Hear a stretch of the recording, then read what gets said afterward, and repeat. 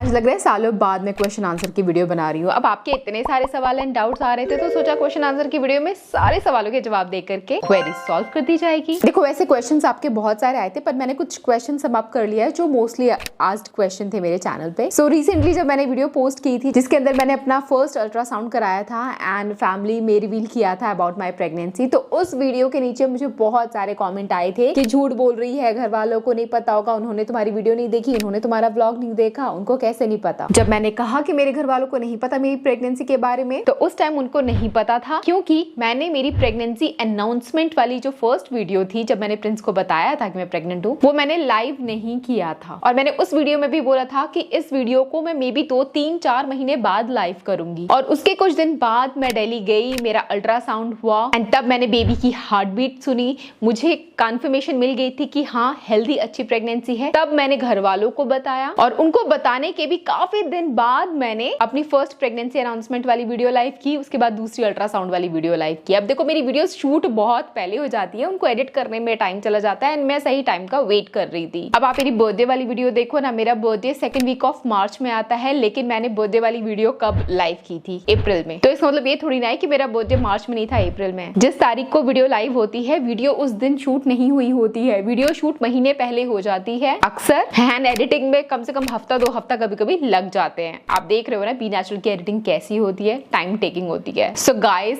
Please use your 100% brain यार, यहाँ इस्तेमाल करो। उस अल्ट्रासाउंड वाली वीडियो में भी मैं कई बार बोल रही थी कि मैंने अभी तक अपनी प्रेगनेंसी अनाउंसमेंट वाली वीडियो लाइव नहीं की है, फिर भी लोगों के इतने कमेंट आए कि झूठ बोल रहे हो, झूठ बोल रहे हो, झूठ बोल रहे हो। इतना साफ सफेद झूठ थोड़ी ना कोई बोलेगा, पकड़ी नहीं जाऊंगी मैं। सोच समझ के क्वेश्चन किया करो। देखो मेरी मम्मी को थोड़ा बहुत पता था क्योंकि मेरी पीरियड्स नहीं आ रहे थे, ये बात मैंने उनको बता दी थी, लेकिन उनको ये भी पता था कि प्रेगनेंसी टेस्ट किट में भी रिजल्ट नेगेटिव आ रहा है। बट मेरे इन लॉज को कोई आइडिया नहीं था, मेरे ससुर जी को तो दूर दूर तक नहीं पता था कि हम लोग प्रेग्नेंट है। और रोने लगे यार, और वो आंसू जॉय और हैप्पीनेस के थे। He was very happy. वैसे इन सब चीजों के बीच में मम्मी जी को बहुत मिस किया, वो होती तो वो बहुत बहुत खुश होती है हमारे लिए, बट पता नहीं किस्मत को कभी कभी क्या मंजूर होता है। नेक्स्ट बहुत सारे क्वेश्चंस थे कि क्या आपके ट्विन प्रेगनेंसी है? ट्विन क्यों, ट्रिपलेट्स भी तो हो सकते हैं। पर सच्ची बताओ जिनके 3-3 बच्चे हो जाते हैं यार, हम एक बार में एक बच्चा संभालने में नानी याद आ जाती है, लोग 3 बच्चों को कैसे संभाल लेते हैं, मतलब हैट्स ऑफ टू देम यार। मैं हमेशा से चाहती थी ट्विन बच्चे हों, एक अलग ही मजा है उसका। आई नो थोड़ी सजा भी है, जिम्मेदारी बढ़ जाती है, बट मजा आता है। और पेट में बच्चा 1 है, 2 है या 3 है, इसके बारे में पता तभी चलता है जब अल्ट्रासाउंड होता है। तो मुझे भी लग रहा था कि हो सकता है मेरी ट्विन प्रेगनेंसी रही हो। और ट्विन प्रेगनेंसी बेसिकली उन लोगों की होती है जिनके पूर्वजों में, जिनके परिवार में ऐसा रहता है कि अगर मेरी मम्मी के ट्विन बच्चे होते या मेरी मम्मी के मम्मी के होते या दादा दादी के होते ट्विन बच्चे, तो वो जीन्स आ जाते हैं हमारे अंदर, तो चांसेस हो जाते हैं कि हमारे भी ट्विन बच्चे हों। एंड मेरी मम्मी के भाई के ट्विन बच्चे हैं, तो मुझे उम्मीद थी कि हो सकता है कि मेरे भी ट्विन बच्चे हो सकते हैं। बट अल्ट्रासाउंड में एक लाइव प्रेगनेंसी डिटेक्ट हुई है, मतलब एक ही बेबी है, 2 नहीं। ट्विन बच्चे का सपना अधूरा रह गया, कोई बात नहीं। गाइस नेक्स्ट कमेंट मैं पढ़ना भी नहीं चाहती हूँ, सच में बड़ा बेकार सा कमेंट है। तो मेरे एक सब्सक्राइबर हैं जिनको लगता है कि आपकी मम्मी जी नहीं हैं, पापा जी भी नहीं हैं, तो अब कहाँ से अचानक पैदा हो गए। मैंने ऐसा कब बोला यार? हमारी जिंदगी की सबसे दुखद घटना है कि हमारी मम्मी जी हमारे साथ नहीं हैं, लेकिन पापा जी एजेड होते हुए भी बहुत हेल्दी हष्ट पुष्ट हैं एंड भगवान करे हमारी उम्र भी होने लग जाए। अगर आपको इस बारे में पता नहीं है तो प्लीज कुछ भी कॉमेंट मत करो यार, हर्ट होता है ऐसे कॉमेंट देख करके कि ऐसे क्यों बोल रहे हो। प्लीज पुरानी वीडियोस जा करके देखो, ऐसा कभी नहीं बोला हमने। वो बहुत अच्छे हैं, स्वस्थ है, तो प्लीज ऐसे कमेंट मत करना यार किसी को भी। नेक्स्ट क्वेश्चन है कि आपके ससुर जी आप लोगों के साथ क्यों नहीं रहते हैं? गाइस मेरे ससुर जी दिल्ली में रहते हैं, वहीं पैदा हुए हैं, वहीं बड़े हुए, वहीं जवान हुए, वहीं बुजुर्ग हुए, पूरी जिंदगी उन्होंने वहां बिताई है। हम चाहते हैं वो हमारे साथ आए, मुंबई में रहें, बट वो नहीं आते। किसी की जड़ें जहां होती है वो इंसान वो वहीं रहना चाहता है, बाहर नहीं जाना चाहता। अब अभी देखो प्रिंस को तो अपने काम की वजह से बाहर आना पड़ा, अपना दिल्ली छोड़ करके मुंबई में आना पड़ा। मैं भी कभी भी दिल्ली को छोड़ करके मुंबई नहीं आना चाहती थी, बट ठीक है सिचुएशन कभी कभी ऐसी होती है, आप अपने हालात के हाथों मजबूर हो जाते हो, ये हमारे हाथ में नहीं था। लेकिन उनका वहां दिल लगा है, वहां मन लगा है, वो अपना बचपन अपना सब कुछ छोड़ करके हमारे साथ यहाँ एक छोटे से कमरे में क्यों रहेंगे? दिल्ली में उनका घर बहुत बड़ा आलीशान महल कोठी जैसा बड़ा है, उसको छोड़ करके वो हमारे साथ इस कबूतर खाने में क्यों रहना चाहेंगे? वहां उनके फ्रेंड्स हैं, रिलेटिव्स हैं, यादें हैं, मम्मी जी की बहुत सारी यादें हैं, वो उन सब चीजों को छोड़ करके हमारे साथ यहाँ नहीं रहना चाहते हम। एंड पापा जी को प्रिंस की कमी महसूस ना हो इसलिए के हर दूसरे महीने प्रिंस दिल्ली जाते हैं। अगर आप हमारे व्लॉग्स देखोगे तो वो अक्सर जाया करते हैं। एक तो हमारा घर बन रहा है इसलिए भी जाते हैं और उनसे मिलने भी जाते हैं और उनका पूरा ध्यान रखते हैं। अपनी तरफ से जितना हो सकता है हम यहाँ बैठे बैठे उनका ध्यान रखते हैं, ख्याल रखते हैं, चाहे फाइनेंशियली हो, इमोशनली हो, हर तरह से सपोर्ट करते हैं। एंड वाइस वर्सा, वो भी हमें बहुत सपोर्ट करते हैं। बट हम प्लान कर रहे हैं कुछ सालों में may be Delhi he shift हो जाएंगे, तो फिर हम उनके साथ ही रहेंगे। अभी हमारा घर दूसरा बन रहा है। इसके साथ अगला सवाल मैं लेती हूँ कि हमारे दूसरे घर का क्या हुआ। जब आदिगढ़ में हमने इतना सुंदर डेकोरेशन करके अपना एक बेडरूम बनाया था हमारे फ्लोर पे, तो हम वहाँ क्यों नहीं रह रहे? वहाँ अभी जो बाकी का पूरा फ्लोर है 300 गज का वो फ्लोर है, तो एक बेडरूम एक बाथरूम तैयार किया था, बाकी की चीजें तैयार नहीं थी। अब वहाँ पे बाकी की चीजों का रेनोवेशन का काम चल रहा है और इसी सिलसिले में प्रिंस बार बार दिल्ली जाते हैं, इसलिए हम एक साथ नहीं रह पाते हैं, तो इसलिए हम उतने व्लॉग्स भी नहीं बना पा रहे थे। बट मे बी एक आध महीने में और ये काम फिनिश हो जाएगा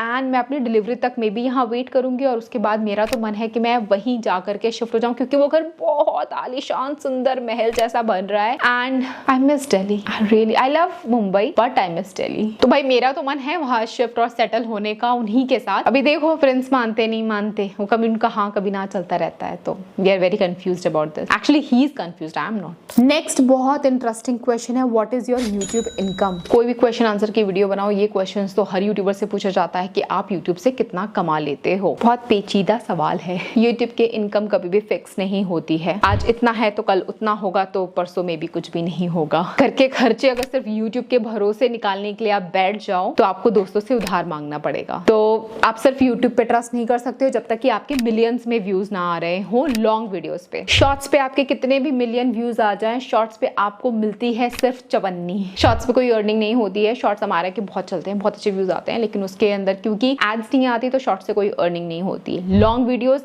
आजकल हर यूट्यूबर परेशान है। किसी भी यूट्यूबर के लॉन्ग वीडियोस पे उतनी रीच नहीं मिल रही है जितनी जब हमने स्टार्ट किया था तब मिलता था। मतलब बहुत अच्छा रिस्पॉन्स मिलता था जब मैंने स्टार्ट किया। मतलब 6 महीने तक तो कुछ नहीं मिला था। I was working without any salary, बिना किसी सैलरी के 6 महीने मैंने यूट्यूब पे काम किया था, क्योंकि मेरा पैशन है। बट 6 महीने बाद थोड़ी बहुत अर्निंग आना स्टार्ट हुई, के बाद मोटिवेशन मिला, फिर मैं कभी नहीं रुकी। लगातार लगभग 7 साल से मैं काम कर रही हूँ यहाँ पे। लेकिन अभी सिनेरियो बदल चुका है यूट्यूब पे। अगर आप ज्वाइन करना चाहते हो, आने का सोचते हो, तो आप ये सोच के चलो कि आप इसको एज अ पैशन करना चाहते हो, एज अ पार्ट टाइम करना चाहते हो। फुल टाइम यूट्यूब आज के टाइम में बहुत गलत डिसीजन होगा, क्योंकि मेरे खुद अभी 10 मिलियन सब्सक्राइबर होने वाले एक चैनल पे, एक जगह 7 मिलियन सब्सक्राइबर है, बट लिटरली अर्निंग उतनी नहीं है जितनी पहले हुआ करती थी। और यूट्यूब आज अगर आप स्टार्ट करते हो तो आपको चाहिए कि आपके पास प्रॉपर सेटअप हो, गैजेट्स हो, एडिटिंग स्किल्स आपकी अच्छी हो, या फिर एडिटिंग के लिए आपका स्टाफ हो, हेल्प करने के लिए आपके पास और भी बहुत सारे लोग हो, क्योंकि कंपटीशन बहुत ज्यादा है। Although you can start with the mobile also, अगर आप में टैलेंट है, क्रिएटिविटी है, लेकिन अगर आपको आपके कॉम्पिटिटर के साथ कंपीट करना है, जो भी नीश आप सिलेक्ट करते हो, तो आपके पास ये सारी चीजें रहेंगी, तो आपको यूनिक बनाने में, क्रिएटिविटी और दिखाने में आपको हेल्प मिलेगी। मैंने जब स्टार्ट किया था मैं खुद ही सब कुछ करती थी, शूटिंग, एडिटिंग, स्क्रिप्टिंग, घर का काम, अपना स्कूल जाकर के बच्चों को पढ़ाने का काम सब मैं खुद करती थी। और ऐसे में हालत बहुत मेरी खराब हो जाती थी, मेरी सेहत बहुत डाउन चली गई थी, और कहीं ना कहीं मुझे लगता है कि उन्हीं सब रीजंस की वजह इतना स्ट्रेस मैंने लिया, मेरे हार्मोन्स इम्बैलेंस हुए, मैंने बाहर का खाना उस चक्कर में ज्यादा खाया कि घर में पकाऊंगी तो टाइम वेस्ट हो जाएगा, तो मेरे को अब थायराइड हुआ इन सब चीजों के वजह से। तो आई am not demotivating anyone, you of course you should start, but उसके ऊपर पूरा भरोसा करके मत स्टार्ट करना कि इसी से आपका घर का खर्च चलेगा, क्योंकि इसकी कोई गारंटी नहीं है। मेरे परिवार में बहुत सारे लोगों ने खोला था, कोशिश भी की, स्टार्टिंग में बहुत अच्छा चला, बट आज कोई वीडियो नहीं डाल रहा है क्योंकि यूट्यूब से अर्निंग नहीं है। आज के टाइम में यूट्यूब से उन्हीं लोगों को बहुत अच्छी अर्निंग मिल रही है जिनके मिलियंस में व्यूज आ रहे हैं, और ऐसे एक के दुक्के ही मुझे नजर आते हैं जिनके पहले भी आ रहे थे और अभी भी आ रहे हैं। मेरे साथ जिन लोगों ने स्टार्ट किया था, या मेरे साथ के जो ब्यूटी के कंटेंट डालते हैं, ब्यूटी एंड लाइफस्टाइल, पहले से मोस्टली लोगों का डाउनफॉल आया है। And I don't know YouTube ऐसा क्यों कर रहा है यार। आप दिन रात मेहनत करते हो, आप अपना तन मन धन लगा देते हो, और बदले में आपको जब चवन्नी और चिल्लर मिले, मतलब इतना गुस्सा आता है। एंड जो मैं बोल रही हूँ ना, ये सारे यूट्यूबर्स फील कर पा रहे हो, क्योंकि ये सबके साथ हो रहा है। आई नो दैट ये सबके साथ हो रहा है। व्यूज देख के हमें पता चल जाता है कि किसको कितनी सैलरी आ रही होगी। अगर स्पॉन्सर वगैरह कुछ आ जाए तब तो महीने का खर्चा निकल जाता है, बट अगर जिस महीने स्पॉन्सर नहीं आते तो उस महीने का खर्चा आपकी सैलरी से निकालना भारी पड़ जाता है। मेरे अंडर 7 लोग और काम करते हैं, उनकी भी सैलरी देनी होती है। मेरा प्रोडक्शन हाउस है be natural and mister missus Prince, उसके एक्सपेंसेस अलग होते हैं। हमारे कैमरे ही टोटल 20 लाख के हैं, उसके एक्सपेंसेस अलग हैं। सो इन टोटल अभी ना मैं प्रॉफिट में हूँ, ना मैं लॉस में हूँ, ना ही मुझे कुछ अच्छा प्रॉफिट हो रहा है, ना ही मुझे लॉस हो रहा है। मेरी सेविंग्स है और इन्वेस्टमेंट है और अर्निंग के अलग सोर्सेज है जहां से मैं सब कुछ मैनेज कर पा रही हूँ। तो my YouTube earning is not that much good currently, so मैं क्या ही बताऊं, रहने ही दो। अगला सवाल है बेबी गर्ल और बेबी बॉय। अगर आप ये जानना चाहते हो कि मैं क्या चाहती हूँ, मैं बस एक हेल्दी बच्चा चाहती हूँ, चाहे वो लड़का हो या लड़की हो, मुझे कोई प्रॉब्लम नहीं है, स्वस्थ बच्चा हो, मुझे बस इसी की टेंशन है, वो सही रहे। भगवान मुझे इतनी स्ट्रेंथ दे कि मैं दूसरी प्रेगनेंसी का जो फिजिकली बॉडी पेन होता है ना, मतलब भाई मेरा सी सेक्शन डिलीवरी फर्स्ट हुआ था, दोबारा भी वही, पता नहीं वो होगा या नॉर्मल ट्राई करेंगे, बट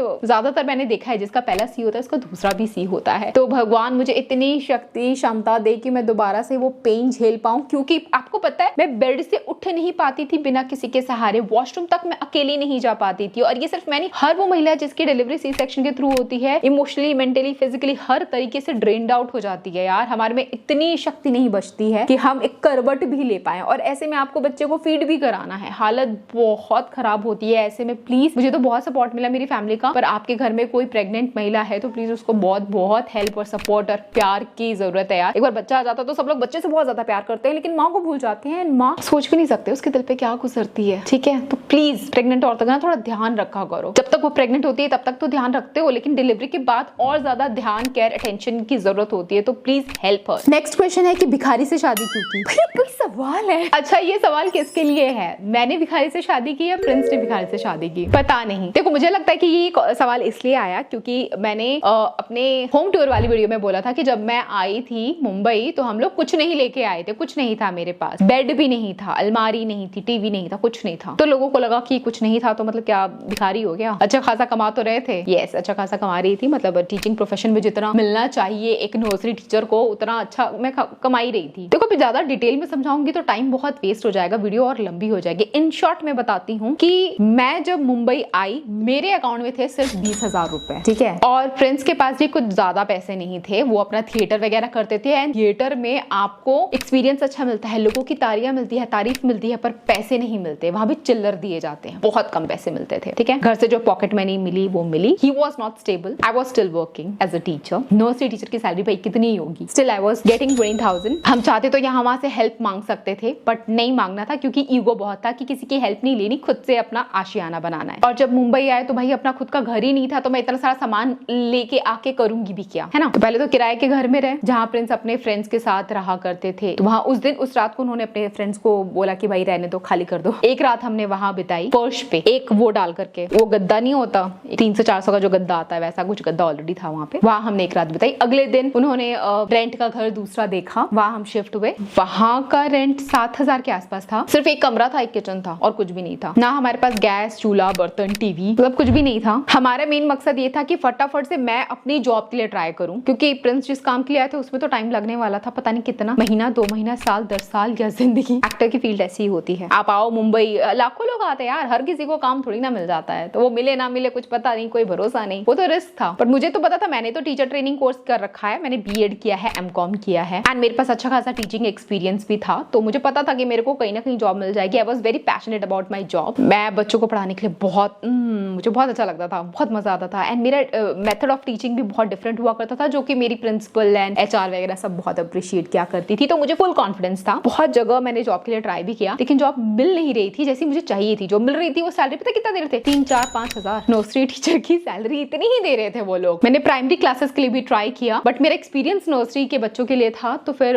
इजीली नहीं मिल रहा था। तो बहुत मुश्किल से 1 महीना ट्राई करने के बाद मेरे को जॉब मिली, और जब जॉब मिली फिर हम सेटल होने लग गए, और फिर धीरे धीरे घर में चीजें आने लग गई। एंड उसके कुछ महीने बाद मेरे इन लॉज भी आए हमारे यहाँ पे, तो पापा जी मम्मी जी आए थे, एंड फिर उन्होंने हमें दिलाया था टीवी, वॉशिंग मशीन, और प्रिंस को एक बाइक दिलाई थी उन्होंने। एंड वो भी लेने के बाद हमने बोला था कि हम आपको पे करते रहेंगे, क्योंकि हमें ऐसे अच्छा लगा कि पेरेंट्स के पैसे क्यों खर्च कराए, we are grown up adult. उस टाइम नहीं थे तो उन्होंने हेल्प कर दी थी, पर धीरे धीरे स्लोली हम उनको, जब हम अर्न करने लग गए तो उनको भी पॉकेट मनी अच्छी खासी देते आए, और आज तक दे रहे हैं। सो आप ऐसा ना बोले कि भिखारी से शादी, क्योंकि we are self made person, ठीक है, खुद से खुद को बनाया। 20,000 रुपए मेरे अकाउंट में थे, एंड आज के डेट में जो मैंने घर लिया है वो करोड़ों का है। तो ये मेरी जर्नी बहुत इंस्पायरिंग है, किसी दिन अलग से मैं वीडियो बनाऊंगी इसके ऊपर। एक्चुअली 0 से लेके वहां तक का सफर बहुत इंटरेस्टिंग स्टोरी है, और बहुत सारी चीजें मैं खुल के नहीं बोल पा रही हूँ इस वीडियो में, क्योंकि फिर लंबी वीडियो हो जाएगी, मेरे को क्रिस्प छोटी वीडियो रखनी है। तो कमेंट करो अगर आपको मेरी जर्नी देखनी है तो, ठीक है, प्लीज कमेंट करो, एंड इस वीडियो को लाइक करो। प्रॉब्लम्स इन मैरिज, यस, मेरी शादी में बहुत प्रॉब्लम्स हुई थी, स्टार्टिंग में बहुत ज्यादा प्रॉब्लम हुई थी, इतनी प्रॉब्लम के बाद डिवोर्स तक आ गई थी, और इस बारे में ऑलरेडी मैं आप लोगों के साथ शेयर कर चुकी हूँ। चीजों के पीछे पहले फाइट हुआ करती थी, अब उन चीजों को हम इग्नोर कर देते हैं। फाइट अभी भी होती है, बट वो सॉल्व हो जाती है, बहुत बिग फाइट्स नहीं होते हैं। तो मेरी मैरिज में फाइट नहीं है ऐसा ऐसा मैं नहीं बोलूंगी। और ऐसा अगर कोई भी बोलता है कि नहीं हमारे में बहुत प्यार है, हम लड़ाई नहीं करते, झगड़ा नहीं करते, तो वो इंसान झूठ बोल रहा है। क्योंकि दो एडल्ट एक साथ रहेंगे, डिफरेंस ऑफ ओपिनियन डेफिनेटली होंगे एंड फाइट तो होगा ही होगा। मैटर ये करता है कि आप उसको कैसे सॉल्व करते हो एंड कैसे सोल्यूशन पे आते हो। क्विटिंग यूट्यूब, कभी कोई मन करता है यूट्यूब छोड़ दूं, कभी कभी सच में फ्रस्ट्रेट हो जाती हूँ, बोर हो जाती हूँ, मन करता है छोड़ दूं, क्योंकि 7 साल से सेम चीजें मैं कर रही हूँ एंड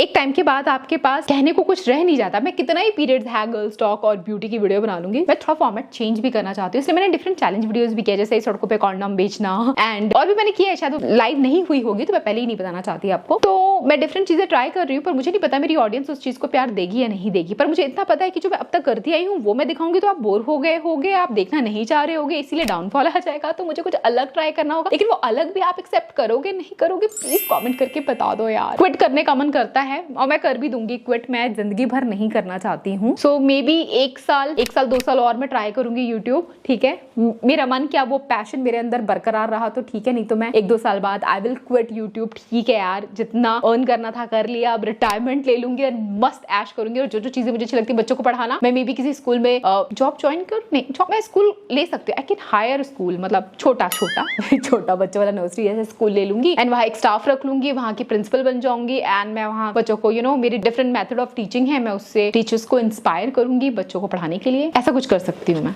बिजनेस। क्या ये सही रहेगा? क्योंकि यूट्यूब एक ऐसी जॉब है ना जहाँ हर दिन आपको क्रिएटिव रहना पड़ेगा। अब 1000 वीडियो क्रिएटिविटी के ऊपर देने के बाद आपके पास कुछ खास बचता नहीं है जब तक आप अपना नीश ना चेंज कर लो। पर नीश चेंज करने में प्रॉब्लम ये है कि मेरी ऑडियंस मुझे कितना एक्सेप्ट करेगी मुझे नहीं पता। वैसे लकीली अब तक मैं जो भी पोस्ट करती आई हूँ आप लोगों को पसंद आता है, तो दिल से thank you so much guys, I really love you all. Okay, last question, what is my age? और बेबी के लिए इतनी जल्दी क्यों प्लान किया? एक बच्चे में 2-3 साल का डिफरेंस होना चाहिए था, आपने इतनी जल्दी क्यों बच्चा कर लिया? अभी तो आपकी सी सेक्शन के थ्रू डिलीवरी हुई थी। गाइस, बायोलॉजिकल क्लॉक के हिसाब से ये सही टाइम है कि मैं प्रेगनेंसी प्लान कर लूं, ठीक है। यार एक लड़की से एज नहीं पूछते हैं, क्यों पूछते हो आप लोग? मैं नहीं बताना चाहती हूँ, बट मैं आपको बता देती हूँ कि 33 से 36 के बीच की उम्र मेरी हो सकती है, आप गेस कर लो। और मेरे बायोलॉजिकल क्लॉक के हिसाब से यही परफेक्ट टाइम है कि मैं बेबी प्लान करूं, ठीक है। कायदे के हिसाब से 3-4 साल और रुक जाती तो हमारे के लिए सही रहता, मेरी बॉडी के लिए भी सही रहता, सी सेक्शन को हील होने में, लेकिन मेरे पास इतना टाइम नहीं बचा है। एग की क्वालिटी लो हो जाती है 30 के बाद, ठीक है। सो गेस करके बताओ क्या है मेरी एज, बताओ। वीडियो बहुत लंबी बन गई, कहना और भी कुछ था लेकिन मुझे आपको और लंबा नहीं पकाना। अगर आपको मेरी क्वेश्चन आंसर वीडियो पसंद आई हो, पार्ट 2 चाहते हो तो और सवालों की भरमार कर दो। पार्ट 2 मैं अपने व्लॉग चैनल पे लेके आऊंगी, which is mister and missus Prince. Don't forget to subscribe and thanks for watching. I will catch you again till then, bye guys.